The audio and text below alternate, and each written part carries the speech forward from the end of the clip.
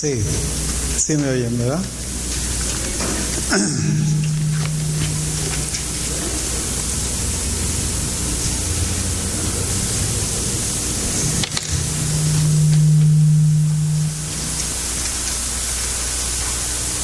Buenas tardes a todos. Dios les bendiga. Me mandaron a predicar hoy. Estaba yo muy contento de vacaciones y me hablaron anoche que si predicaba hoy. Y la verdad, cada que lo tengo que hacer, cada que tengo que desarrollar este ministerio de predicación, porque es un ministerio la predicación. La verdad es que no venimos aquí como exponentes de ideas, sino como predicadores de la palabra de Dios. Y siempre debemos de tener presente el hecho de que el propósito de la iglesia, donde quiera que esté y cualesquiera que sea la ubicación, el pensamiento de aquellos que se llaman cristianos, debe ser promover al Señor Jesucristo, ¿sí? Debe ser hablar de las bondades de Dios, de las misericordias del Señor y de la gracia que nos tiene aquí y de la razón por la cual nosotros hemos sido justificados. A veces con el tiempo y pasadas las experiencias, digamos, de nuestra vida cristiana, nos olvidamos nosotros de doctrinas básicas que es importante que tengamos en memoria siempre y que mantengamos siempre como dirigentes de nuestra vida. Lo peor que nos puede ocurrir es que entrando, digamos, en filosofías, nos olvidemos de la razón por la cual nosotros estamos aquí. Nosotros venimos justificados delante del Señor no por nuestros méritos o por guardar obras de ley o porque nosotros somos conocedores de la Escritura o porque nosotros somos practicantes de una religión, sino porque Cristo murió por nosotros. Esa es la razón fundamental por la que nosotros tenemos el derecho de estar aquí. De ninguna manera eso significa que nosotros debiéramos de olvidarnos de aquello que nos muestra nuestra vida para que nosotros la sigamos. La Escritura nos habla de nosotros como si fuésemos gentiles, porque hacía una referencia entre el pueblo judío, el pueblo hebreo y el resto de los pueblos del mundo. Cuando nosotros hablamos de este país, digo esto porque a veces nos encontramos con gentes que se molestan porque los judíos le llaman al resto del mundo gentiles. Y bueno, si nosotros habláramos desde México, diríamos los mexicanos y los hondureños, nicaragüenses, argentinos, chilenos, venezolanos, estadounidenses, canadienses, españoles, etcétera. Podemos nosotros mencionar a 100, 130, 140 países en el mundo cada vez que hablamos de ellos. Bueno, pues para evitarnos eso, decimos los gentiles. ¿Por qué? Porque es un gentilicio, pues. El gentilicio nos ubica a nosotros del país de donde procedamos, ¿sí? Si decimos el gentilicio, somos mexicanos, y también como gentilicio somos bajacalifornianos, como gentilicio somos de Tijuana, somos tijuanenses, ¿sí? Eso nos identifica. Dentro de los judíos ellos no podían hacer referencia de cada uno de los países de gentes que eran creyentes, porque había muchos en el mundo, ¿sí? Por lo menos en el mundo conocido en ese tiempo. Digo esto porque a veces la gente se molesta cuando la Escritura habla de judíos y gentiles, ¿sí? Diciendo, ¿por qué nos llaman gentiles a nosotros? Bueno, pues, no sé qué otra manera querías que nos dijeran, los chichimecas, ¿sí? Seguramente había que poner un nombre que nos identificara, ¿sí? Y el nombre que nos identifica pues es gentiles. Yo soy mexicano y el resto del mundo son gentiles, ¿ok? ¿Por qué? Porque yo los tengo que designar de esa manera a causa de que no puedo mencionar la nacionalidad de cada uno de ellos, de cada país en especial. Lo mismo ocurrió en la Escritura. Lo curioso del asunto, vengo a esto porque una de las cosas que nosotros debemos de tener presente siempre es que, repito, estamos aquí no por méritos nuestros, sino por méritos del Señor Jesucristo. Nosotros fuimos justificados o somos justificados, y esta justificación significa que delante de Dios nosotros no tenemos pecados, ¿sí? Nosotros estamos limpios delante de Él, ¿ok? Esto ocurrió por 3 causas. La primera causa fue por la gracia de Dios. Dios nos lo quiso dar, ¿sí? El Señor nos quiso hacer este regalo sin costo alguno para nosotros, ¿sí? Para poder llegar, digamos, a obtener este regalo, hubo necesidad de poner a alguien para que tuviera los méritos para que nosotros recibiésemos este regalo. Esto es, al Señor Jesucristo, porque de tal manera amó Dios al mundo que dio a su Hijo unigénito, ¿verdad? Para que todo aquel que en Él cree no se pierda, mas tenga vida eterna. Esto lo conocemos muy bien. No estamos aquí por nuestros méritos, sino por los méritos del Señor Jesucristo. Y en tercer lugar, la tercera razón por la cual nosotros somos justificados es por la fe, ¿sí? Dice que la fe inclusive es algo que nos fue dado a nosotros. Nosotros tenemos esa fe como un regalo, ¿sí? Como algo que Dios nos quiso dar, como algo que el Señor nos proporcionó. Pero esa fe actúa en nosotros a través de un acto de voluntad propia, ¿sí? Yo decido por mi voluntad tener fe, ¿ok? Porque el regalo ahí está, pero el asunto es si lo tomo o no lo tomo, ¿sí? Nosotros podemos mencionarle a la gente de una manera muy sencilla, decir, ¿sabes? Tú puedes obtener salvación, ¿sí? O puedes obtener vida eterna solamente recibiendo al Señor Jesucristo. No me interesa. Hey, el regalo te lo estoy dando. No me interesa, pues. Yo pienso que eso es arcaico, que es viejo, que es para fanáticos y por lo tanto yo no tengo por qué tomarlo. Esa sería la decisión, digamos, de la voluntad de una persona. Tal vez la decisión de la voluntad de otra persona sería, yo lo quiero, es lo que ando buscando, ¿sí? Ese es mi deseo. Entonces, ese deseo te justifica delante de Dios porque tú pones una fe en acción, ¿sí?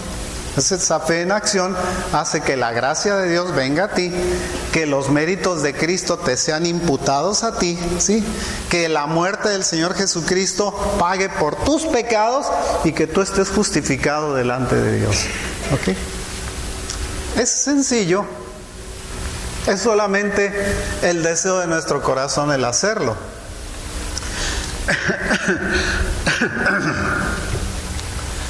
A veces nosotros nos olvidamos que nosotros hemos recibido una advertencia de parte del Señor y una advertencia de parte de su palabra. La advertencia es de que nosotros, cuidado que no nos vayamos a deslizar, cuidado que no nos vayamos a olvidar de la razón por la cual estamos aquí. Nosotros no somos estudiantes de la Escritura. Ese es parte del paquete que nos fue dado. Nosotros básicamente somos creyentes en Cristo, ¿sí? Ese es el propósito, esa es la base, digamos, de nuestra fe. Si nos olvidamos nosotros de esa base y sustituimos esa base por cualquier otra cosa, por cualquier otra idea, otro principio, otro pensamiento, nos deslizamos nosotros de nuestra base fundamental que es Cristo y nos pasamos nosotros a otro lugar. Tal vez el ejemplo más claro de eso fue el caso de los Gálatas. Pablo les regaña diciendo, Gálatas insensatos, les dice, ¿cómo es posible que habiendo empezado por el Espíritu, ahora vayáis a acabar por las obras de la ley? ¿Sí? O sea, era un regaño, y no es un regaño que Pablo les estaba dando, es un regaño que el Espíritu Santo le estaba poniendo a Pablo para que Pablo lo dijera, ¿sí? La palabra de Dios es inspiración del Espíritu Santo. es la boca, digamos, del Señor a través de nuestros labios. Es la promulgación, digamos, del deseo de Dios a través de nuestros labios. Cuando venimos aquí a hablar del Señor, la verdad es que no estoy hablando yo. Sí. Yo estoy sencillamente transmitiendo el mensaje que Dios me dijo que les trajera, porque yo estoy parado delante de un pueblo santo. Esto, por supuesto, debiera de ser motivo de temor y de temblor para mí, sí, porque esta es una responsabilidad muy grande. Usted no sabe el sufrimiento que yo paso para venir a traerles una predicación. No es cosa de que agarre 3 o 4 lecciones y diga, ya estoy listo, mañana verán cómo los pongo. Hey. En primer lugar, no venimos a regañar. Tampoco venimos aquí a exaltar a la gente e inflar a la gente pensando que son más de lo que se merecen ser. No, ese es el propósito. El propósito es decir la verdad. Sencillamente la verdad que procede de la Escritura. Es una verdad que es incontrovertible. Cuando nosotros somos creyentes y tenemos fe, debemos de creer en la Escritura con los ojos cerrados. ¿Sí? Es decir, lo que nosotros estamos escuchando que procede de la palabra de Dios, nosotros debemos de creerlo sin lugar a duda, sin ponerle comillas, sin tratar de interpretarlo. Lo que Dios quiso decir, lo dijo en su palabra. Ahí está. El problema de nosotros es que no queremos leerla. Sí. Nos da flojera entrarle a la lectura de la palabra de Dios. Y más flojera nos da hacerlo lentamente para que nuestro corazón escuche lo que nuestros ojos están viendo o lo que nuestros oídos están escuchando y que podamos meterlo dentro de nosotros mismos, hacerlo parte de nuestra vida. La lectura de la Escritura no es una carrera de a ver quién lee más rápido. ¿Sí? A veces la gente dice, me voy a echar la Biblia en un año. Hey, tómate 10 años, 15 años de tu vida en leerla. Pero léela para que sea parte de tu vida, parte de tu corazón, parte de tu ser. Que se integre a tu DNA, pues. Que seas una persona que sude Escritura. ¿Sí? Que sea alguien que la saque por los poros, que sea alguien que la traiga en los labios, que la tenga prendida en el corazón. A veces me gusta relatarles parte de la historia de lo que a mí me pasó, ¿verdad? El Señor me convirtió en un sueño. Increíblemente, sí, yo tuve que tener un sueño para convertirme al Señor, porque yo era uno de esos que pensaba que todo lo sabía y que yo no necesitaba de Dios. ¿Sí? Como hay tantos, ¿verdad? O como hubimos tantos. Esto me ocurrió, híjole, tengo más tiempo de ser cristiano que de vivir, hermanos. Perdón, más tiempo de ser cristiano de que haber sido un incrédulo. ¿Sí? Sí. Cuando yo me convertí, o cuando el Señor me llamó, ¿sí? A mí me puso el Señor el deseo de que yo compartiera con los demás lo que sabía, lo poco que sabía, lo que no sabía. Yo inclusive a veces le digo a la gente, sabe que yo mis primeros estudios bíblicos los daba con un hermano al que me propuse convertir al Señor, ¿sí? Y le daba las clases fumándome un cigarro. ¿En serio? Porque para mí no era mal fumar. Yo no sabía más, hasta que alguien me dice, hey, tú eres el templo del Espíritu Santo, no le eches humo. ¿Para qué le estás echando humo al templo del Espíritu Santo? Ay, caray, de veras. ¿Sí? Y dejé de fumar. Nada de que, ay, me costó tanto trabajo y me puse parches y me hice esto y me hice aquello. No, un día me dije, no lo hago más. Y nunca más lo volví a hacer. Nunca pasé por el Vía Crucis ese que marcan muchos que dicen, a mí me ha costado un trabajo y no lo puedo dejar. Y lo agarro y lo dejo una semana y lo vuelvo a tomar porque no aguanto ya. A mí no me pasó eso, hermano. Yo sencillamente un día agarré mi cajetilla de cigarros y la puse en la basura y se acabó. Con eso se fue el encendedor y todas las cosas que traía pegadas. ¿Por qué? Porque tenía un propósito. Un día el Señor me llamó a predicar. Ya me dejó el ministerio del evangelismo y me dijo, ahora te vas a predicar, te vas a ir a enseñar al pueblo. ¿Y sabe qué hice? Me tuve que poner a estudiar, hermanos. Historia, filosofía, historia del pueblo hebreo, hermenéutica, homilética, Biblia en general. Tuve que estudiar cómo se compuso la Biblia, cuántos libros tiene, cómo se hicieron, cuántos capítulos tiene Isaías. Tal vez muchos de ustedes lo desconozcan, ¿sí? ¿Por qué está dividido Isaías mismo en dos partes? La primera son 36, no.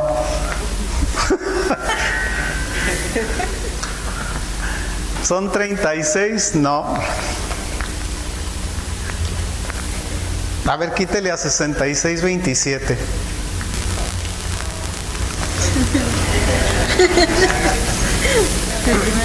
¿Cuántos? 39, ahora sí ya, ¡pum!, me cayó el centavo, ahora sí. 39, ¿sí?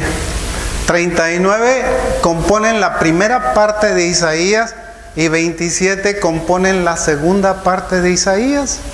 Fíjense qué cosa tan curiosa, ¿sí? Igual que como se componen los libros de la palabra de Dios. 39 libros el Antiguo Testamento, 27 libros el Nuevo Testamento. Igualito, dividido en dos partes, ¿sí? Y las dos partes hablando de Cristo, hablando del Señor. Tuve que estudiar historia porque me tenía yo que parar delante de la gente y enseñarles algo que fuese de interés para ellos. Y tenía que meterme a estudiar y a veces les relataba toda la historia de algún viaje por donde se habían metido y qué vueltas habían dado y todos esos argüendes, y porque la gente tenía que saber cuáles eran los motivos. Yo no venía sencillamente a decirle a la gente, se fue para Sardis.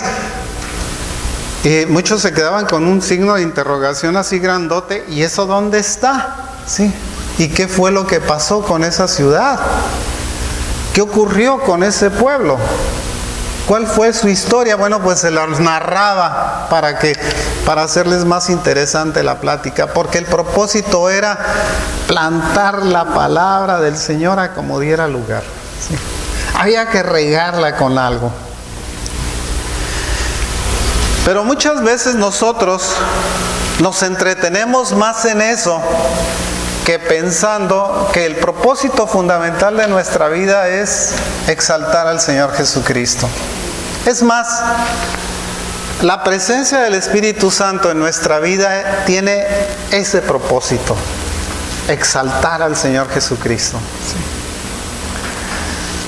En una ocasión platicaba yo más bien le puse una regañada a un unitario, ¿sí? Porque me alegaba que solamente había Cristo, o había Jesús, y que no había nada más. Y le dije yo, ¿sabes qué? El Jesús que tú me estás presentando estaba loco. Era un orate, hablaba solo, o se oraba a sí mismo, ¿sí? Porque yo cada que leo la Escritura dice, mi Padre que está en los cielos, mi Padre me lo dijo. Lo que estoy haciendo son las obras que mi Padre me mandó a hacer, ¿sí? Yo hablo las palabras que mi Padre me dijo que dijeran. Todos ustedes, mi Padre me los dio, ¿sí? Ustedes son el producto del deseo de mi Padre que está en los cielos. Entonces Él estaba hablando continuamente de otro personaje, ¿sí? Y tú me dices que nada más había Él, y que Él se paraba o se hincaba para orarse a sí mismo. Yo creo que estaba loco. Si eso es lo que hacía, estaba loco.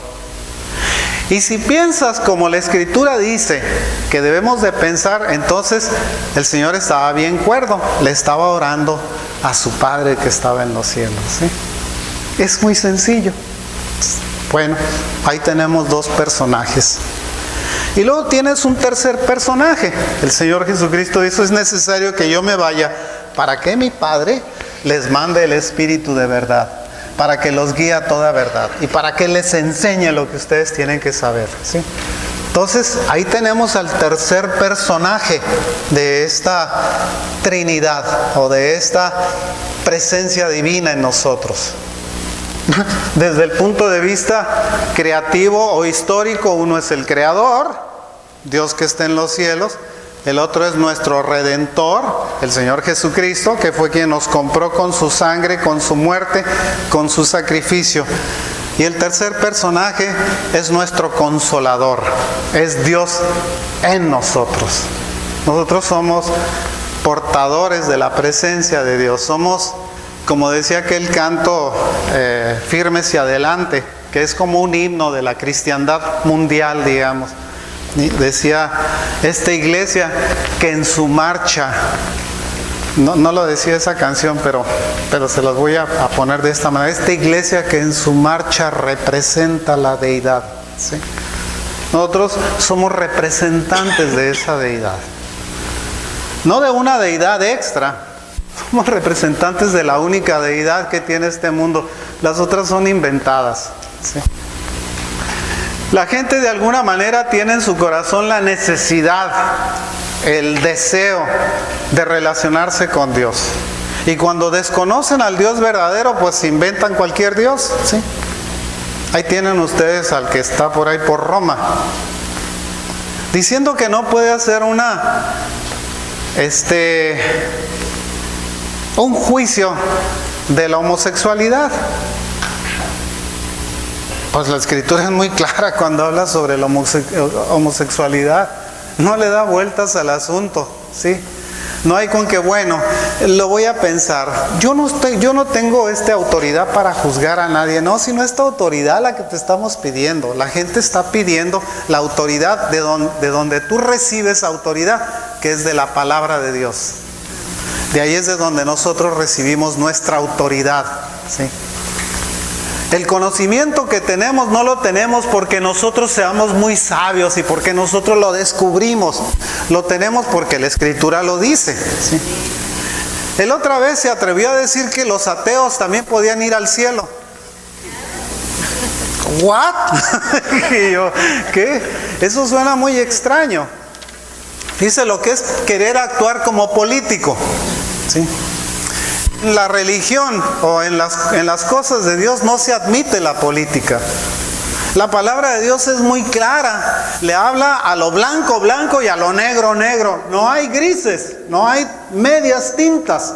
No existen lugares, digamos, intermedios de la posición que Dios espera que su pueblo tenga. Nosotros debemos de ser radicales en ese sentido. Radicales absolutamente. Pero no radicales porque seamos necios, sino radicales porque conocemos nosotros lo que la Escritura dice. Y para eso necesitamos nosotros conocer lo que la Escritura dice. No podemos decirle a una gente que está mal si nosotros no sabemos en qué. Le decimos que está mal sencillamente porque queremos discutir o porque queremos alegar con esa persona. Ese es el problema que muchos traen. Mi señora, por ejemplo, se la pasa en la internet, la pobre, tratando de corregir a la gente que por todos lados tiene como cerca de 2,000 gentes que ella les da doctrina en el internet, ¿sí? Y entonces le llueven toda clase de preguntas y toda clase de... ¿Cómo es posible que la gente esté haciéndose bolas con esto? ¿Sí? No es posible que nosotros nos hayamos olvidado, que nos hayamos deslizado de los principios que son tan claros en la Escritura. Claramente nos los marca, ¿sí? No lo deja a que nosotros lo estemos adivinando. Es muy claro, cuando nosotros tenemos el Espíritu Santo viviendo en nosotros y nosotros leemos la Escritura, es el Espíritu Santo que está en nosotros el que nos lee lo que nosotros estamos viendo. Porque si no lo tenemos, no lo entendemos. Por más que le busque y más que se diga usted que usted es un teólogo, usted es un ignorante, porque no lo está haciendo a través de la ayuda, de la única ayuda de interpretación que nosotros tenemos de la palabra de Dios, que es la presencia del Espíritu Santo en nuestra vida. De otra manera, nosotros no podemos interpretar nada. Nada nos sale. Podemos agarrarnos leyendo y leyendo y leyendo y leyendo versículos y aprendiéndonos versículos. El Señor no nos mandó a aprendernos versículos, hermano. El Señor nos mandó a que nosotros vivamos a través de esos versículos, no a que nosotros nos los aprendamos de memoria. A mí me asombraba las gentes que agarraban y daban un versículo y luego daban la referencia bíblica, así como, ¿cómo le hacen, ma? ¡Qué memoria! Hay gentes que se saben libros enteros de la Escritura. ¿Y para qué? Esa es letra. No dice la misma Escritura, la letra mata, el Espíritu vivifica. ¿No lo dice? No, nos hemos olvidado de la razón entonces por la cual nosotros estamos haciendo. Ese es el problema de los fariseos. Los fariseos sabían mucho la letra, pero la parte espiritual, lo que significaba el hecho de que tuvieran que aprender las cosas de esa manera, se habían olvidado de eso. Les era más importante interpretar la letra de acuerdo a como ellos pensaban que la interpretación que el Espíritu de Dios les estaba dando, y le decía, estás equivocado. El Señor mismo les continuamente le decía, erráis ignorando las Escrituras, te las sabes de memoria, pero las ignoras. Nosotros podemos ser una enciclopedia de la Escritura, pero no saber nada del Espíritu. ¿Sí? Y pretender aplicar esa Escritura sin la presencia del Espíritu Santo es condenar a la gente. Estás condenado porque no te lavas las manos. Estás condenado porque estás recogiendo, haciendo algo en sábado. Estás condenado porque no prendiste una vela. Eso es condenar, ¿sí? Eso no nos lleva a ningún lado. Nosotros podemos agarrar y alegar delante de los demás que sabemos más de Escritura. ¿Y eso qué tiene que ver? Porque nosotros, nuestra vida se representa a través de lo que hacemos, de lo que somos. Fíjese una cosa curiosa que le pasó al apóstol Pedro. Todo el mundo lo conoce. El mismo Señor le dijo a Pedro, le había asegurado, aunque me maten, yo no te voy a negar. Sí, hablador. Con el respeto que el apóstol Pedro me merece, estaba de hablador. Porque cuando se vino la primera oportunidad, fue el primero que negó al Señor. Yo no lo conozco. Y la Escritura dice que hasta maldiciones dijo, con tal de salirse de la responsabilidad de conocerlo, nada más de conocerlo, decir, sí, estuve con él. Y no me importa lo que me hagan, sí, estuve con él. No me interesa si los pierdo como amigos, estuve con él. No lo conozco, yo qué sé, a mí que me están diciendo, chismosos que están diciendo que yo andaba con él. Cuando el Señor se presenta con él, el Señor le dice, Pedro, cuando se da cuenta de que lo había negado, bajo la misma advertencia y la misma promesa o profecía que el mismo Señor le había dado, ¿sí? Antes de que el gallo cante me negarás, ¿sí? Después de que se da cuenta del error que había cometido, se sale y se pone a llorar. Estaba llorando, arrepentido de lo que había hecho. Se dedica a pescar otra vez. Dice, me voy a regresar a la pesca. Dice, me iba menos mal pescando y aventando redes para tratar de sacar peces del lago, porque andaba en un lago, no andaba en el mar, se llama el mar de Galilea, pero es un lago. Estaba dentro de ese lago y se dedicaba a pescar peces, charalitos, o no sé qué sacaba, pero pez blanco, no sé qué sacaba, pero sacaba algo, ¿sí? Cuando se encuentra otra vez con el Señor, ¿qué fue lo que el Señor le dijo? ¿Se acuerda? No le dijo, No que andabas de hablador diciendo que no te ibas a rajar. No andabas presumiendo de que aunque te mataran, nunca te ibas a negar a reconocer que estabas conmigo. Le dice: Pedro, ¿me amas? Esas fueron las palabras del Señor. Pedro, ¿me amas? Le dice: tú lo sabes, Señor. Apacienta mis ovejas. ¿Sabe por qué le estaba diciendo eso? Y se lo dice 3 veces. Apacienta mis ovejas, alimenta mis ovejas, apacienta mis corderos. Se lo dice 3 veces de 3 maneras distintas, con 3 lenguajes distintos. Pero le quiere meter en la cabeza que la única forma de que nosotros podemos estar cerca del Señor es cuando nosotros hablamos la palabra del Señor, cuando nosotros decimos la palabra del Señor. Por eso le estaba diciendo: apaciéntalos, ¿sí? Enséñales, porque eso te va a reafirmar en tus principios. Tú no puedes ser un creyente callado, ¿sí? No puedes ser un creyente mudo. Tienes que ser una persona que exponga lo que hemos recibido de Dios. ¿Se da cuenta de eso? Bueno, cuando nosotros pensamos de esa manera, empezamos: ay, caray, pues sí es cierto, yo tengo, y le empieza a entrar una carga por hacerlo. El Señor le dice que los apaciente, no que entren cargas, ¿sí? Tenemos la oportunidad de hacerlo continuamente. La oportunidad de hacerlo. Les platico una vez que me invitaron a una comida, el cumpleaños de un amigo, cuando estaba aquí viviendo al otro lado. Me invitó un amigo ahí en Coronado a que fuéramos a una cena en su casa. Y llegamos y estábamos como 10 sentados en una mesa, todos de habla hispana. Y un amigo, una persona con la que platicaba yo siempre de la Escritura y siempre me alegaba, le decía: no me alegues, yo sé más de esto que tú.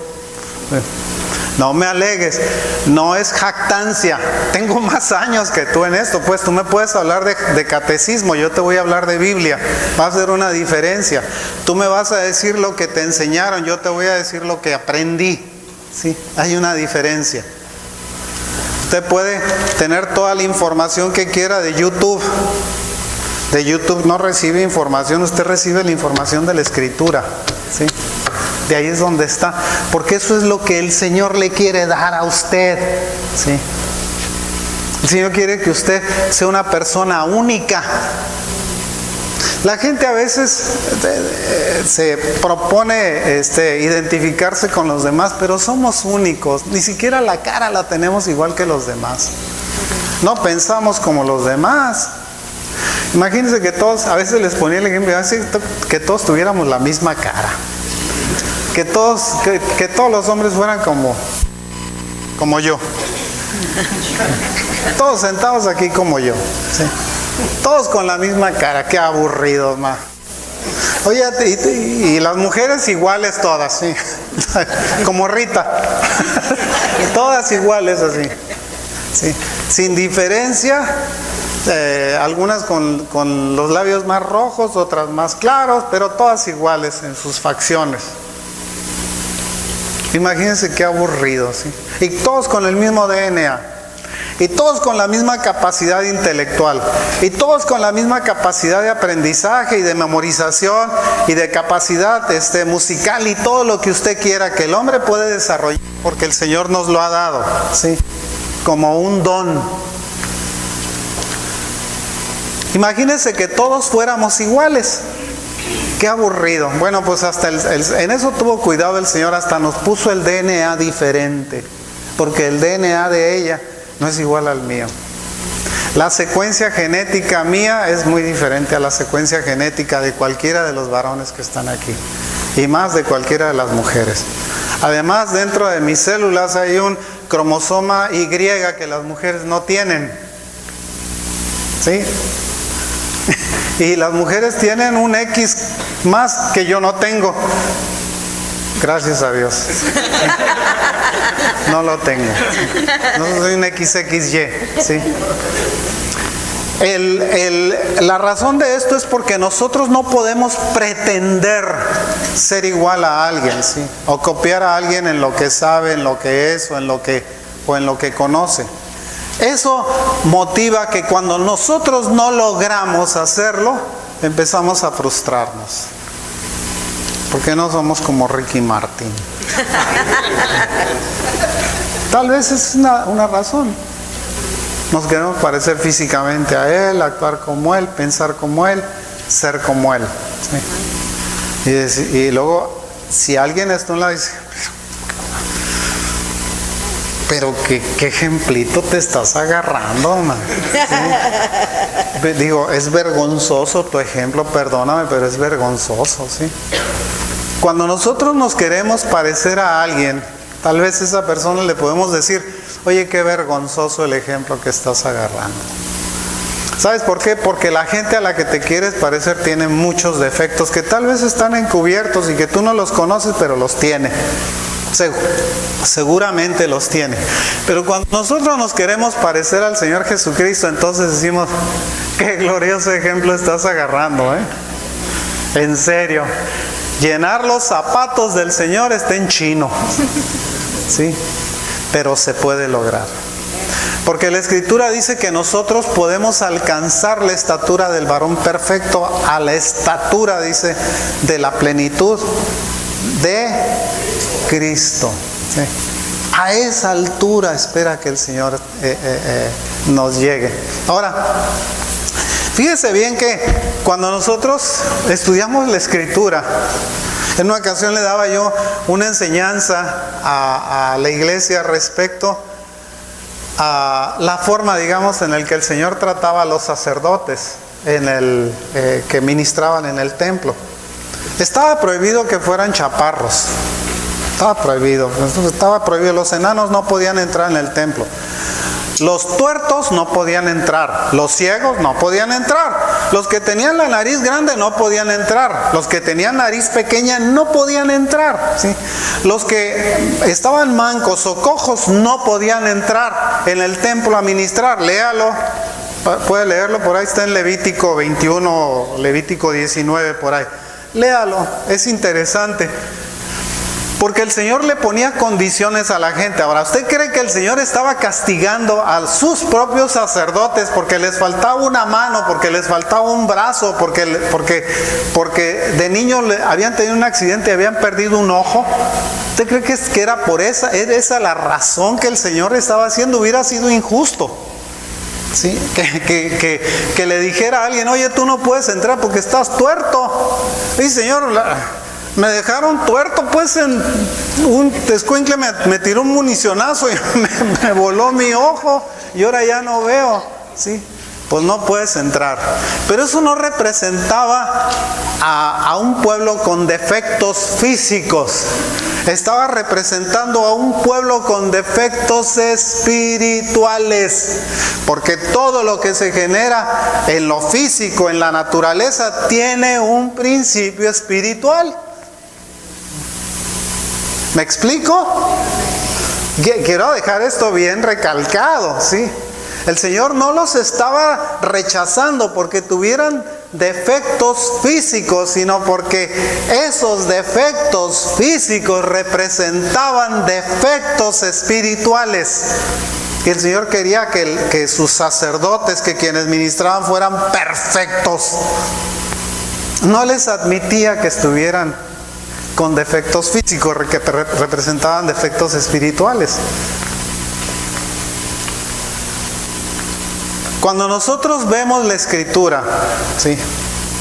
Y regresando a aquella comida que les estaba relatando, estábamos sentados y un amigo con el que siempre discutía, les decía, estaba sentado delante de mí y les hace una pregunta a las gentes: ¿qué piensan del Papa? Dice, en su opinión respecto a la homosexualidad, porque acaba de dar una opinión mundial, ¿sí?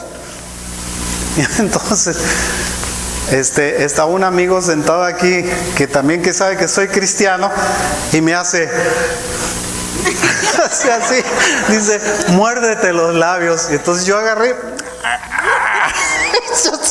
y no dije, no quiero opinar delante de esta gente, sí. Yo qué sé que son testigos de Jehová o son de la vela perpetua, Opus Dei, caballeros de Colón, qué sé yo qué serán estos amigos, no los conocía. Quien había lanzado la plática sabiendo lo que yo pensaba se volteó a mí y me dice, ¿tú qué piensas, doctor? Me dice.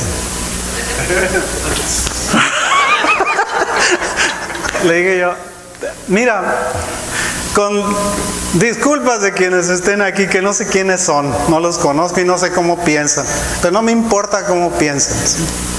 Te voy a decir porque me estás preguntando. Yo pienso que es un cobarde, o es un ignorante, o es un incrédulo. Cualquiera de las tres, ponlo donde tú quieras. Ignorante porque ignora que la Escritura habla muy claramente de eso. Incrédulo porque si sabe que la Escritura habla de eso, no lo quiere creer.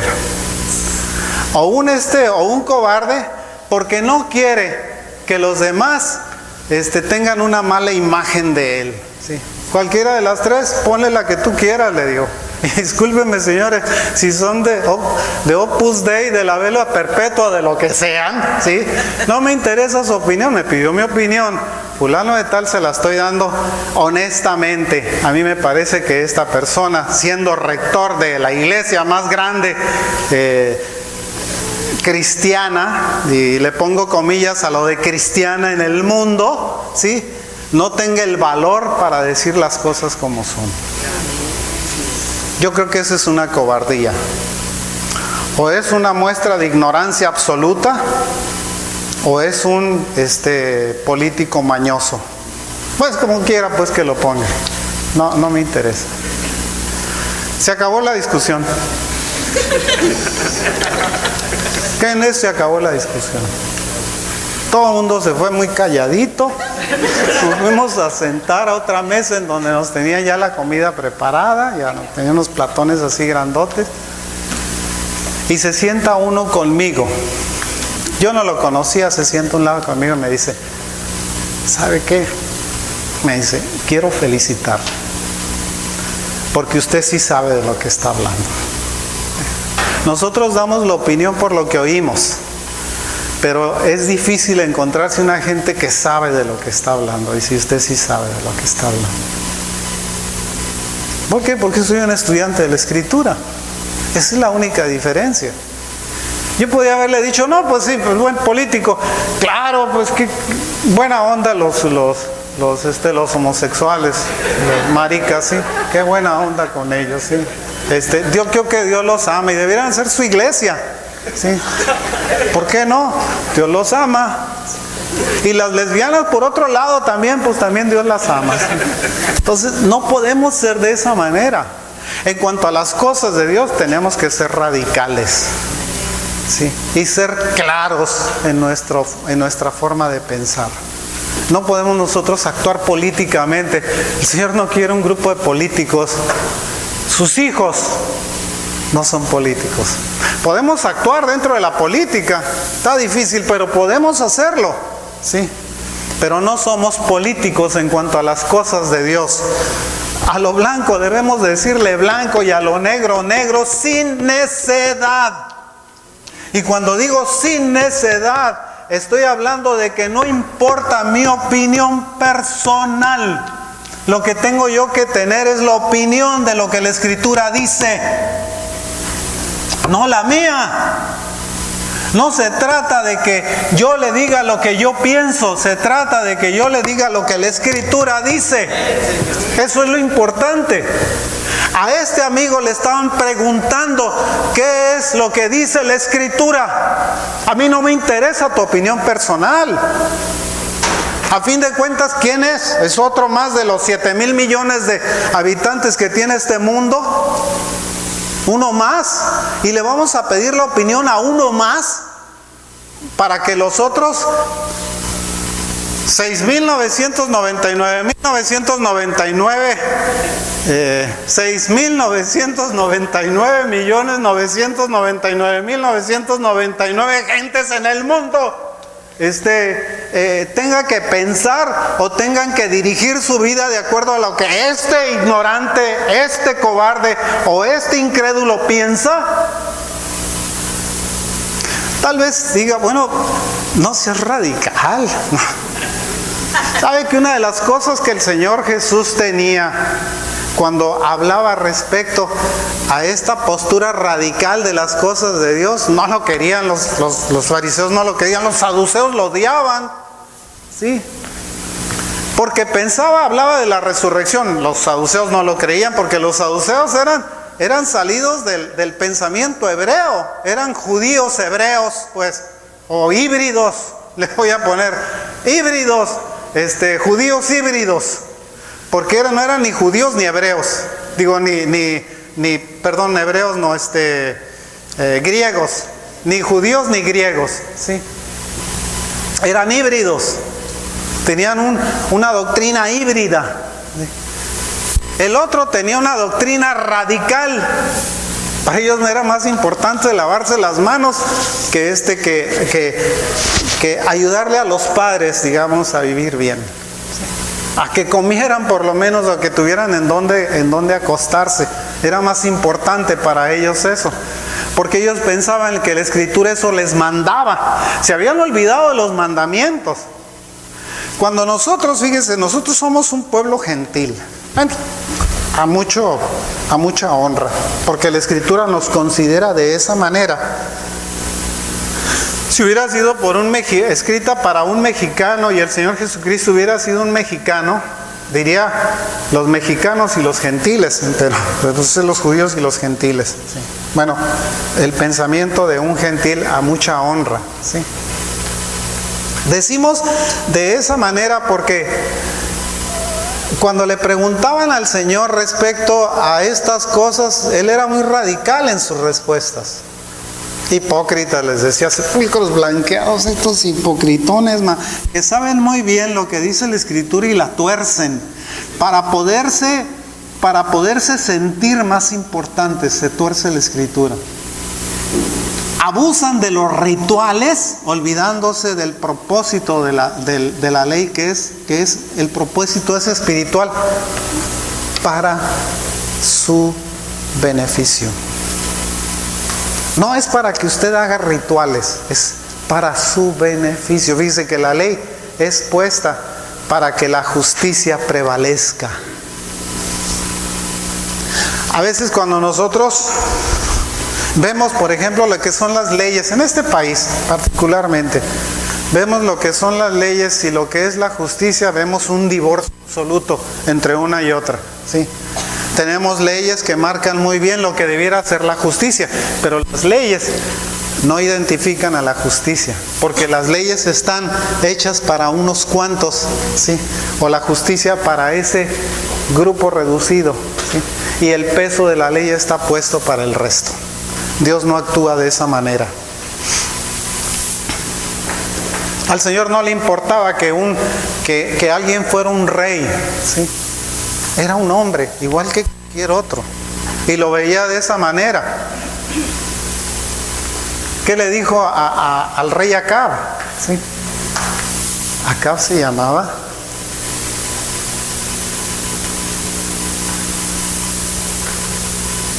Se quedaron todos con interrogación. El esposo de Jezabel. Sí, ok. Dijo al rey Acab, te van a matar. Sí. Es de los labios de un profeta, te van a matar. Y los perros van a lamer tu sangre. Sí. Y no van a encontrarte porque te van a destrozar. Aunque te escondas como un soldado inidentificable, uno más de la tropa, de todas maneras la justicia de Dios te va a alcanzar. Fíjense que se va y se viste como soldado. Sí, no me van a reconocer porque los sirios me quieren tortear, ¿sí? Y así no van a saber que yo soy el rey. Me quito las ropas reales y ya no me identifican, y de todas maneras Dios sí sabe quién eres, ¿sí? Ese es el problema. Nosotros no podemos en un momento dado pensar que nos brincamos a Dios porque sabemos más, ¿sí? Quiero que pongas la primera, por favor. Así que sí. Por tanto, es necesario, dice, que con más diligencia atendamos a las cosas que hemos oído, no sea que nos deslicemos. Porque si la palabra dicha por medio de los ángeles fue firme, y toda transgresión y desobediencia recibió justa retribución, ¿cómo escaparemos nosotros si descuidamos una salvación tan grande, la cual, habiendo sido anunciada primeramente por el Señor, nos fue confirmada por los que oyeron? ¿Sí? Es muy fácil deslizarse de las cosas que el Señor nos da en su palabra. Es bien fácil. Creamos doctrinas nosotros alrededor. Tenemos a los testigos de Jehová, tenemos a los mormones, cada quien hace sus ondas, a los católicos con su marianismo, ¿sí? Cada quien hace sus ondas, y ahora lo peor, a los cristianos. Unos diciendo que debemos de raparnos y otros que no. Unos diciendo que debemos de usar el pelo largo y otros que no. Unos diciendo que debemos de usar ropajes y otros que no. Hay una división. ¿Y qué es lo que pasa? Cuando las cosas van bien, hermanos, ¿sí? Cuando las cosas están más o menos caminando adecuadamente, no falta que el diablo venga y nos diga: no estás haciendo bien, eres bien santo, pero puedes aumentar tu santidad. No, nuestra santidad no la aumentamos, hermanos. Nuestra santidad depende de nuestra relación con Dios, y nuestra relación con Dios depende de la forma en la que nosotros guardamos la palabra del Señor. Fíjense qué curioso entre nosotros gentiles y los judíos. Los judíos, cuando creen en el Señor Jesucristo, ¿qué hacen? Sencillamente, a toda la estructuración que ellos tienen de fe, se traen al Señor y lo meten a esa estructuración, ¿verdad? Bien fácil. Ahora creemos que Cristo es nuestro Salvador. Ya conocemos del Espíritu Santo, ya sabemos quién es Dios, ya sabemos los atributos de Dios, ya conocemos los ordenamientos, leyes, mandamientos, preceptos, principios, etcétera, de la palabra de Dios. ¿Qué hacemos cuando somos gentiles? Tenemos nosotros que agarrar toda esta estructura, ¿sí? Y decir: esto es basura, a volar. Y agarrar al Señor Jesucristo y meterlo dentro de nosotros, y entonces nos convertimos verdaderamente en cristianos. Para nosotros nos cuesta más trabajo hacerlo, porque nosotros tenemos que deshacernos de todo lo que traemos, de todo ese lastre de pensamientos, ideas, temores, etcétera, que traemos. Para el judío es un poquito menos difícil, porque lo único que tiene que hacer es quitarse los rituales. Esos rituales que lo tienen encadenado, echarlos para afuera. Y decir: sí es cierto, yo antes hacía rituales para poder sustituir lo que el Señor estaba haciendo en el templo, y ahora todos esos rituales ya los entendí, ya me entraron en la cabeza. Nosotros no, nos tuvimos que quitar a San Quilmas el petatero, a Santa Rita la correlona, etcétera, y todos los que fueran, sí, teníamos que deshacernos de todos ellos. De todos esos del temor al infierno. Le teníamos miedo al infierno porque llegábamos con el cura y nos espantaba con que nos íbamos a condenar. Y nosotros: ¿qué vais a condenar, Señor? Dormíamos con el temor de que al día siguiente amaneciéramos en el infierno. Es cierto. Por eso muchos de nosotros no quisimos saber más de religiones. No lo quisimos saber, porque nos metieron en una condenación tal que pretendimos o preferimos olvidarnos de esas cosas y renunciamos a toda relación religiosa con Dios. ¿Sí?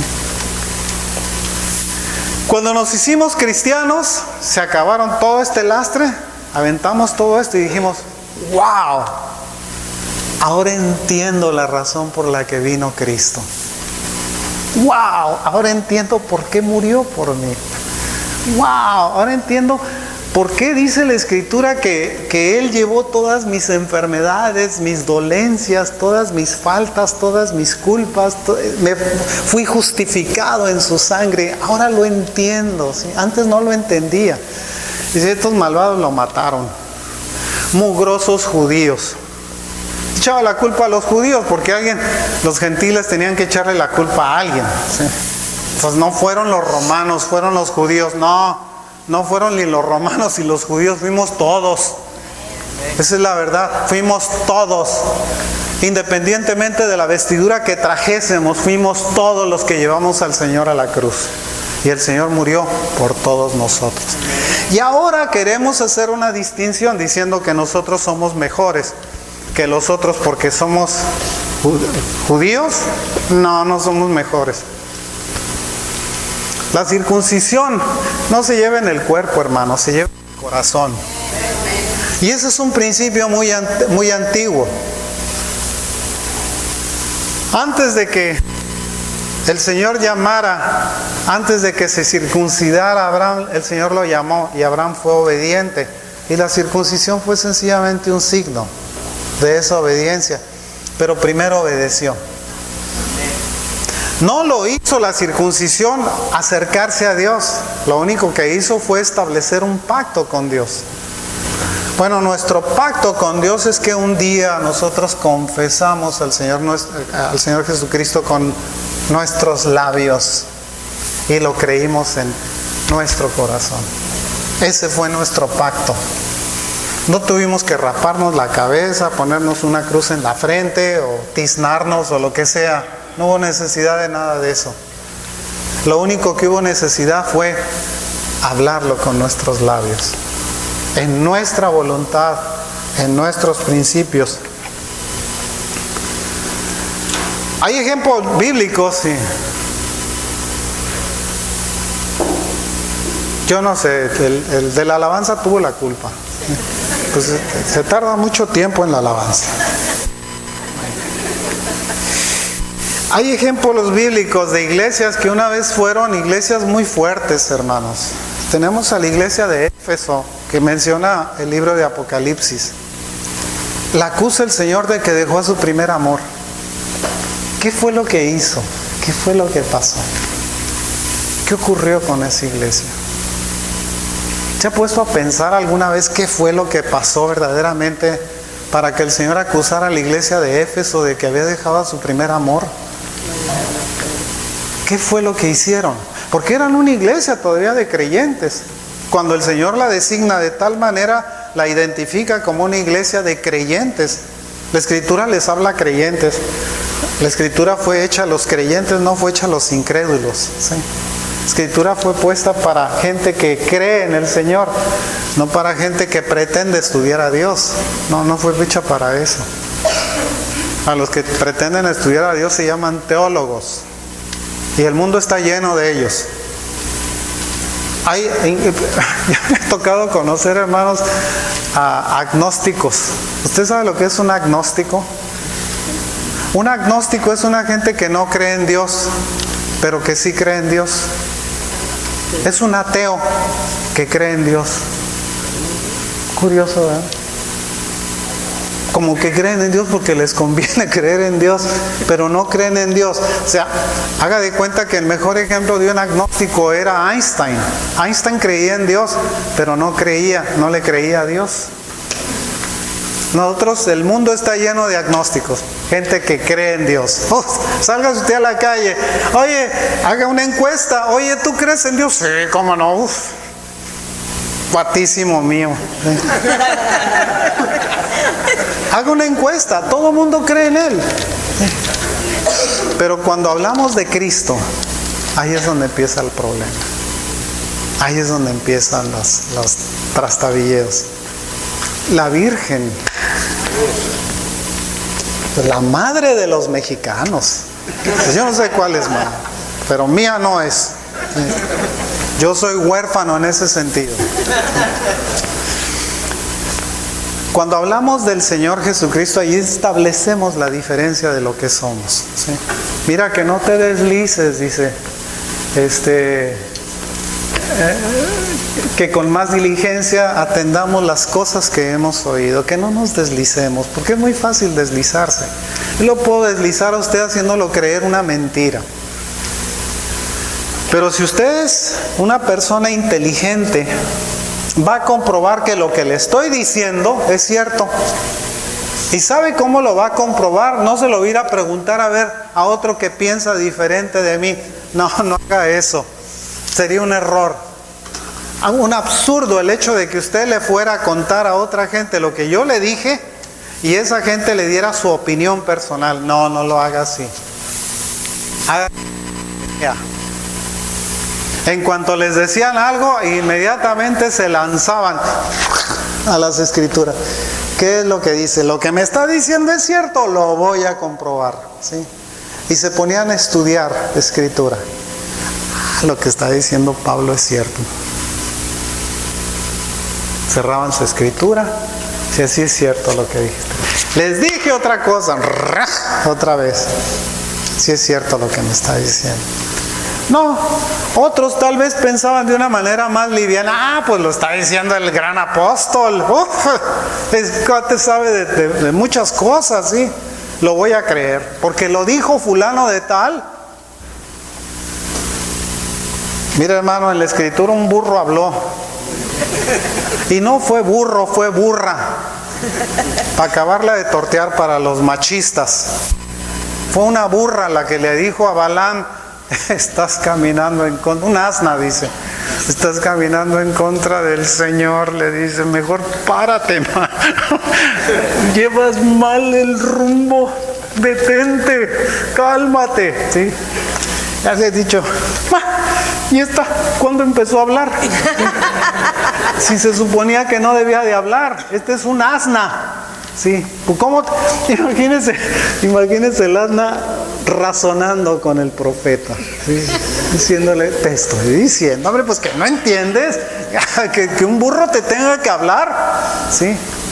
Porque se había olvidado de que lo que esa persona tenía que hacer era consultar a Dios. Era lo único que tenía que hacer. Un burro le tuvo que hablar y le tuvo que enseñar que lo que estaba haciendo estaba mal. ¿En dónde se habían equivocado? ¿Qué fue lo que llevó a la iglesia de Sardis a la muerte espiritual? ¿En dónde estuvo su error? A los de Éfeso sabemos que se olvidaron del Señor Jesús. Empezaron a practicar cualquier otra cosa. ¿Qué pasó con los de la Odisea? La Odisea, los tibios. No, Dios es buena onda. Dios es comprensivo. A él le gustan las iglesias con alfombras y con temperatura adecuada, porque Dios no quiere que sus hijos sufran. No, hermano, las iglesias con alfombra y con temperatura adecuada es para que un grupo de gentes estén cómodas, no para que Dios esté cómodo, ¿sí? Lo que hacemos para nosotros, lo hacemos para nosotros. Los aires acondicionados están ahí, hermano, para que los de la alabanza no estén muriendo de calor, los pobres, ¿sí? No para que Dios esté contento. Esperen, hermanos, imagínense al Señor, dice que en donde están 2 o 3 creyentes, el Señor está en medio de ellos. Dice, esperen, hermanos, déjenme ponerme en el aire acondicionado, porque acá está haciendo mucho calor. Y aquí lo tenemos al Señor de este lado, volteando para allá y para el otro lado. ¿Y quién estará sentado por allá? No vino Mengano, no lo vi, ¿sí? No les voy a decir quién, pero a veces noto yo quiénes no vienen. ¿Dónde andas, Héctor? No vino, ¿verdad?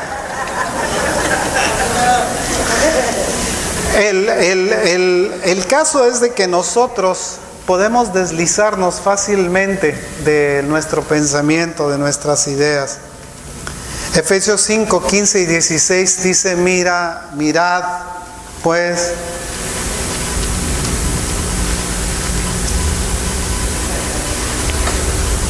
ya se atoró el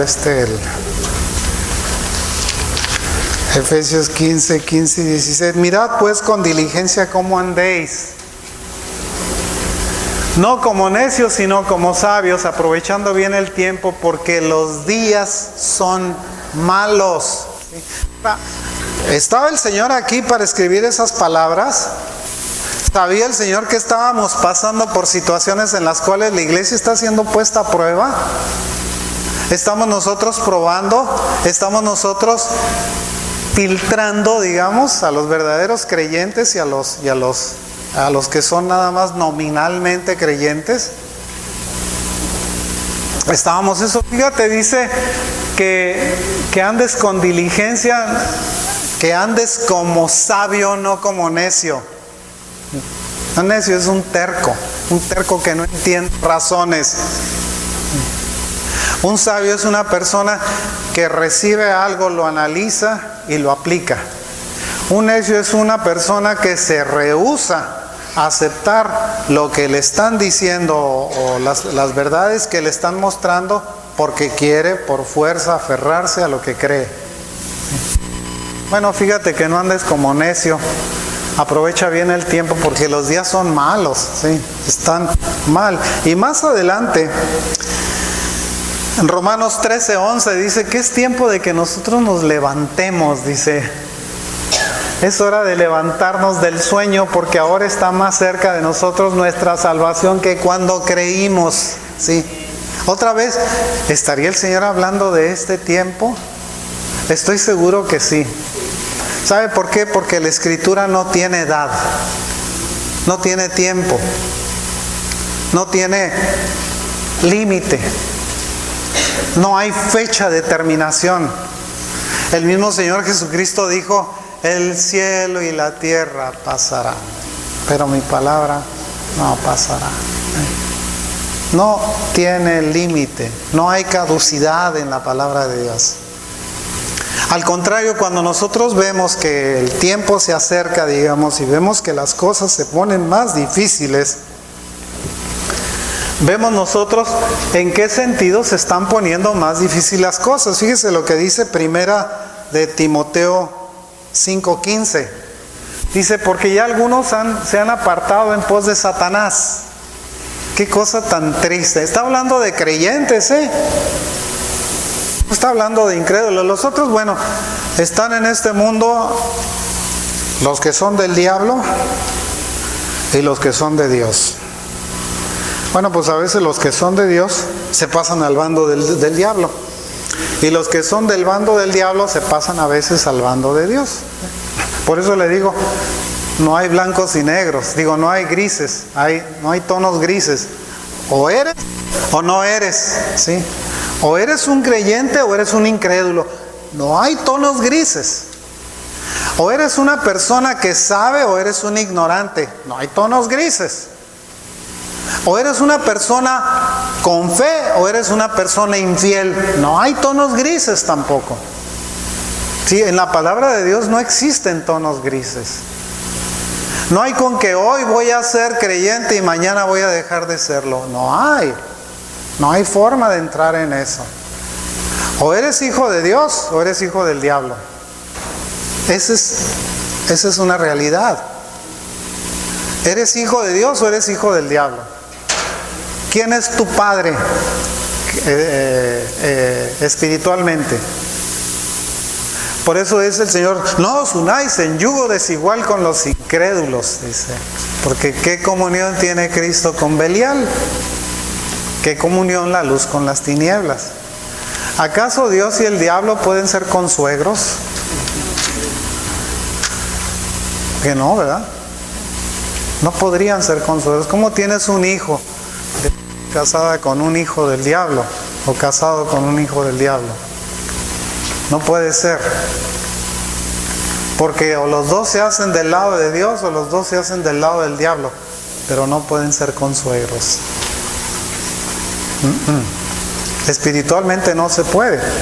Y algunos se han apartado en pos de Satanás. Ponme la siguiente, por favor.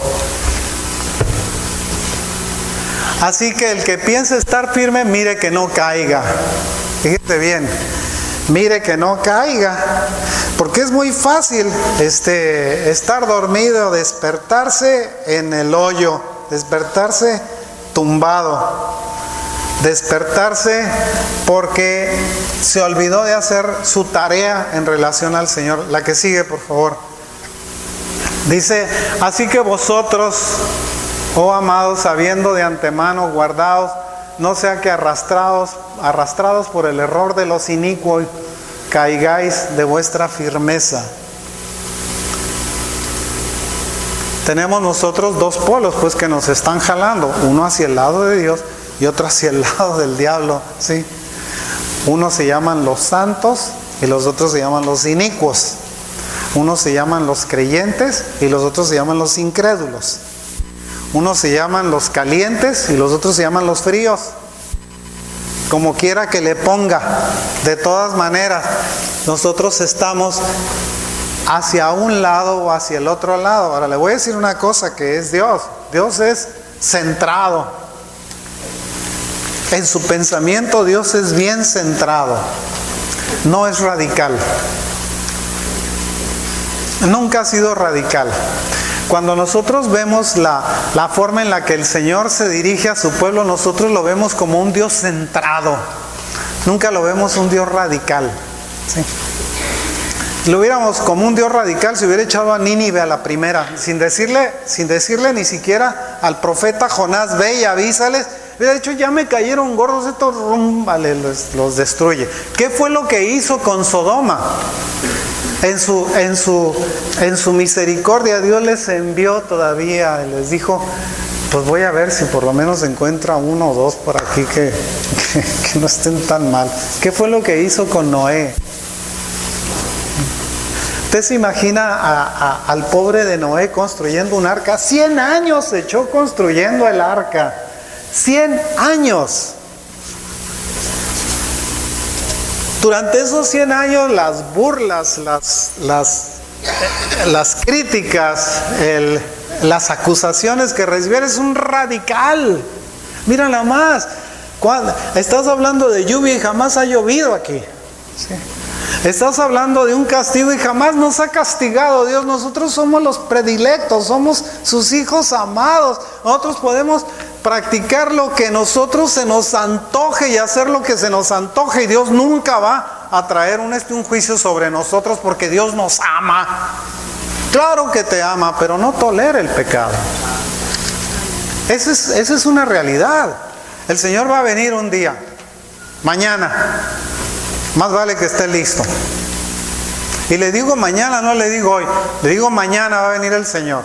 Y mañana le voy a decir, mañana va a venir el Señor. De manera que de aquí a mañana, póngase listo. Esté listo para recibir al Señor. Para decirle, sí Señor, a la hora que tú vengas, aquí estoy. Considérame digno de ti, Señor. Por favor, límpiame de tal manera que sea digno de ti. ¿Sí? No, Dios viene dentro de 40 años. ¿Y a ti quién te lo dijo? ¿De dónde oíste eso? Avísame del profeta que te dio ese aviso, porque eso es bien interesante, que te haya dicho que dentro de 40 años va a venir el Señor. Pónmelo por escrito. No podemos nosotros saberlo, hermanos, pero por las evidencias estamos muy cerca. Más vale que estemos listos, Más vale que pensemos con cordura, más vale que nos hagamos del lado del vencedor. Porque a fin de cuentas el diablo no va a ganar. No tiene posibilidades. Pobre diablo. No tiene posibilidades. Digno de conmiseración. Él y todos sus hijos. Dignos de conmiseración, porque son perdedores. Son losers. A fin de cuentas se los van a tortear. A fin de cuentas nos vamos a ir y este mundo va a quedar hecho un desastre. A fin de cuentas, cielos nuevos y nueva tierra. A fin de cuentas, un gran tono blanco de juicio. A fin de cuentas, ovejas a la derecha, chivitos a la izquierda. A fin de cuentas, va a haber una división. A fin de cuentas, va a existir una forma en la cual nosotros quedemos de un lado o del otro. Más vale que no nos pase lo que a estos, que caigamos en el error de los inicuos y que empecemos a pensar que Dios no viene. No es cierto, tienen 2000 años avisando. Sí. El otra vez una persona, parece que a veces las noticias se gozan en sacar algo.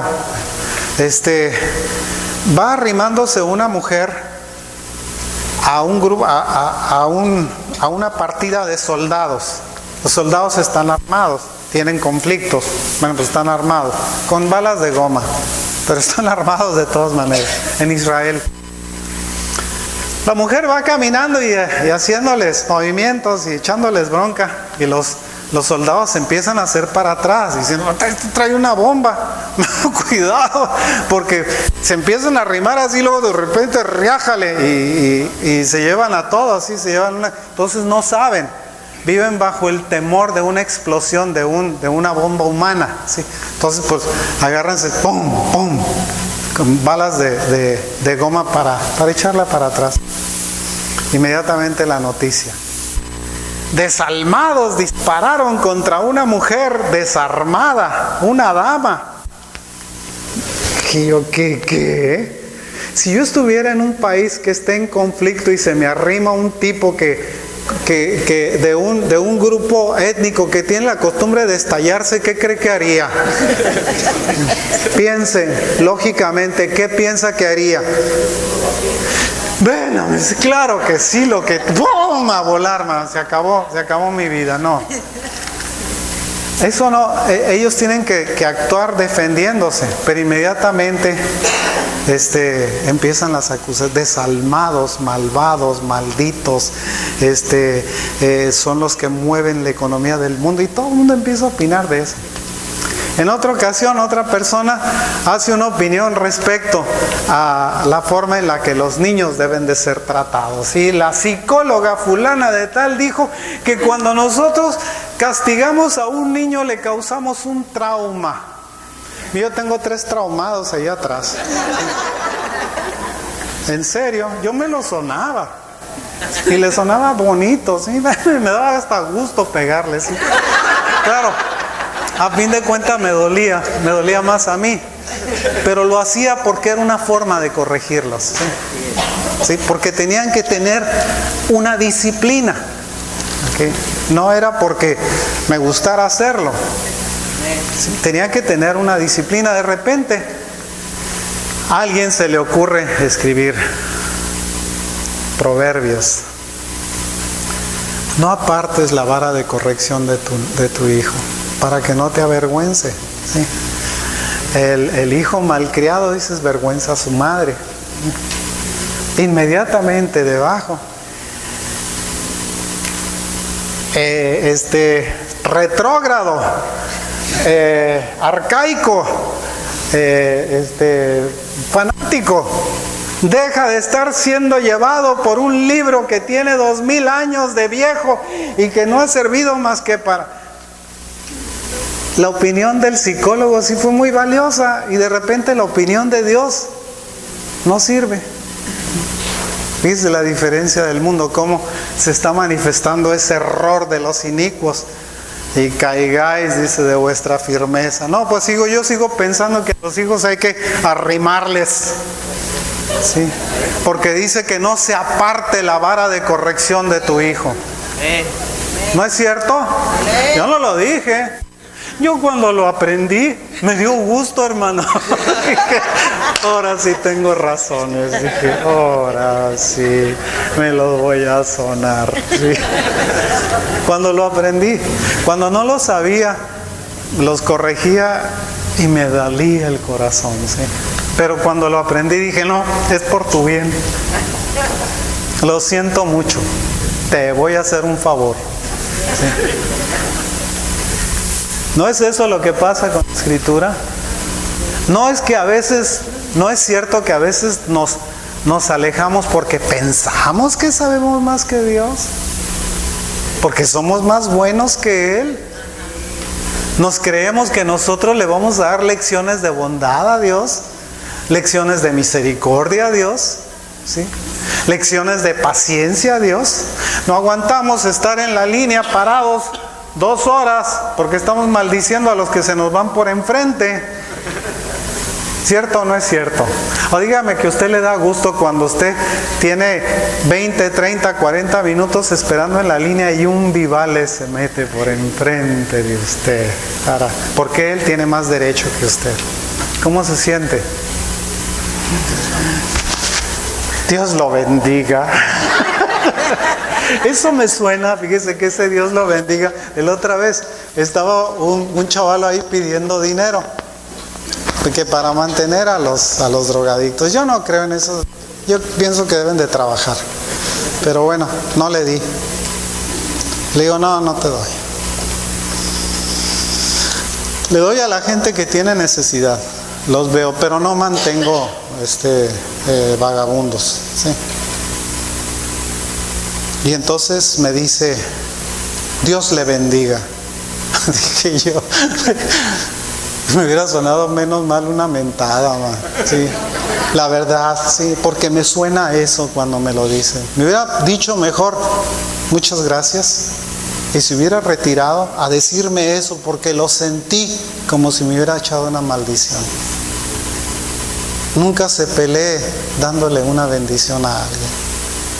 No lo haga. Dígale, con permiso, me retiro. Buenas tardes. Y váyase. Nada de que Dios te bendiga. ¿Qué me acabas de decir? Sí, me acabas de voltear el hígado por algo que me dijiste que me sonó como una maldición o como una bendición. No utilices a Dios para manifestar tus vísceras,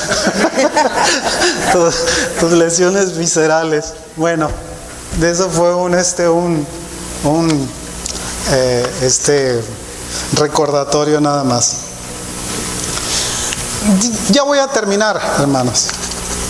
Ya nada más me faltan, de las 10 hojas, ya nada más me faltan 7. Sí.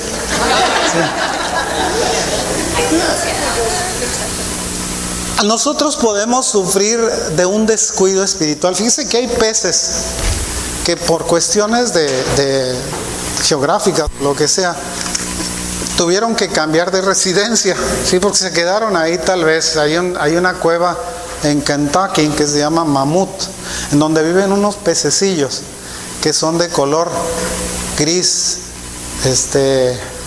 que estudiándolos en otro tiempo fueron peces multicolores, tenían colores muy bonitos, ¿sí? Y veían unos ojotes así.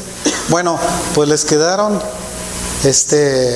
las manchas en la cara que parecen ojos, y andan y se mueven en el lago y cuando los estudiaron encontraron que los ojos no existían, que eran manchas nada más que habían quedado, porque se acostumbraron a vivir en la oscuridad, ¿sí?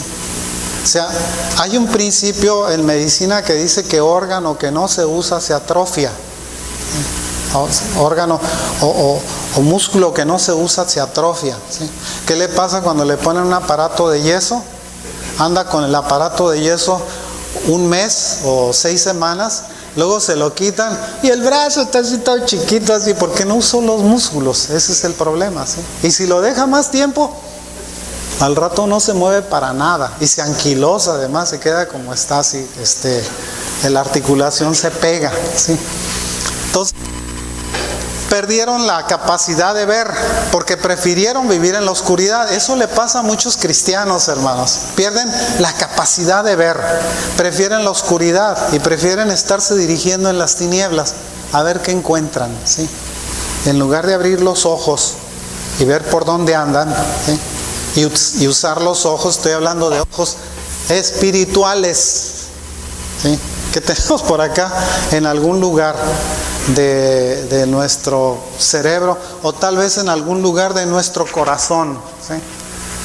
Que nos sirven para ver las cosas que el Señor demanda de nuestra vida. Esos ojos espirituales nos permiten que nosotros podamos discernir el medio en donde estamos, ¿sí? El ambiente en donde nos movemos. El mismo Señor lo da como un don, le llama el don de discernimiento espiritual, ¿sí? Es como si nos abriera ojos que no se ven, pero que ahí están, ¿sí? De manera que el descuido, digamos, causa deterioro. No se descuide en su vida espiritual. No se convierta en un pez sin ojos, que nada más tenga manchas, que parece que ahí están, pero que no tienen función, que no existen. Por otro lado, el descuido puede ocurrir por luchas en su caminar. El recibir críticas y reproches y maldiciones y que le hagan videos y todas esas cosas, lo cansa espiritualmente, hermano. Lo fatiga. Y muchas veces esa fatiga, ese cansancio lo hace que se retire. Porque a veces son más las críticas que recibimos que las palmadas que nos dan, ¿sí? Más que palmadas, a veces nos dan cachetadas. Entonces, no se deje tampoco abatir por las negativas de los demás. Manténgase firme en el Señor. Acuérdese que el Señor, una de las características que tiene el ser cristiano es ser perseverante, ¿sí? No admite el Señor que se raje a la mitad del surco. A la mitad de su vida no se puede regresar. Tiene usted que seguir caminando, abriendo el camino para sembrar la buena semilla. No depende de usted el crecimiento.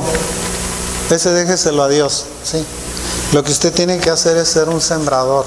Y ese sembradío es el Señor el que lo supervisa. Por otro lado, el descuido paraliza el desarrollo espiritual. Fíjese que yo vivía en una población, ya terminó con esto. Yo vivía en una población en Phoenix, que era una zona muy bonita, ¿sí? Sus calles eran muy bonitas, eran amplias. Las casas no estaban a la calle, se tenía uno que meter a zonas residenciales, ¿sí? Dentro de las zonas residenciales todas tenían jardín muy bien cortadito, porque si no lo cortaba lo castigaban, ¿sí? Le ponían una multa, lo tenía que regar para que estuviera verdecito, ¿sí? Tenía que podar los árboles, entonces pues ahí andaba yo todo el día cortando árboles, porque me salía muy caro traer a un jardinero, ¿sí? Entonces le entré a la cortada, a las cortadas aprendí todos esos hábitos, sí. Pero cerca de ese, y solamente dividido por una calle, estaba otra población que se llama Mesa, Arizona, ¿sí? Cuando usted entraba a Mesa, Arizona, era una vergüenza. Los pastos amarillos, los pastos así de altos, las calles todas llenas de basura, derrumbados. ¿Por qué? Porque la gente es descuidada. De un lado vivía gente que más o menos podía, ¿sí? Era gente pudiente. Por otro lado vivía gente pobre o gente necesitada, que dejaba que las cosas sencillamente ocurrieran. Y eso pasa muchas veces con el cristianismo. Dejamos a veces que nuestra vida cristiana solamente subsista, viva,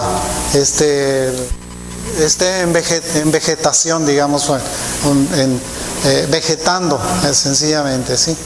O sea, sencillamente respirando nada más, ¿sí? Mientras que los otros requiere un esfuerzo de estarle cortando y estar poniéndole abono y tratando de mantenerlo vivo. Por otro lado, podemos nosotros dejar que sencillamente crezca lo bronco, o tirar basura a media calle o lo que sea, algo que del otro lado no se veía, ¿sí? Estaban las calles muy limpiecitas, así, era un espejo aquel lugar, ¿sí? Y del otro lado entraban y decían, pero ¿cómo pueden vivir aquí, ma? ¿Sí? Porque bueno, se acostumbra uno también a lo bueno. En la cuestión espiritual pasa lo mismo. Nosotros podemos estar, digamos, dentro de un grupo de personas que tienen una visión espiritual muy limpia, muy clara, muy definida, ¿sí? O podemos estar en un grupo, porque nos gusta, digamos, meternos en un grupo en donde la gente es descuidada, no le importa, le tiene sin cuidado que haya evolución espiritual o no, ¿sí? O el descuido espiritual llega a ser tal que se provoca, digamos, un desastre ecológico ahí, ¿verdad? En la vida de aquellos creyentes, porque resulta que descuidan su vida espiritual. Entonces, que no pase eso, que su jardín se mantenga verde en todo momento, siempre, y que esté siempre con los ojos puestos en la única causa, digamos, o la única razón por la cual nosotros estamos aquí, el autor y consumador de nuestra fe, que se llama Cristo, ¿sí? No hay otro nombre dado a los hombres en el que podamos ser salvos.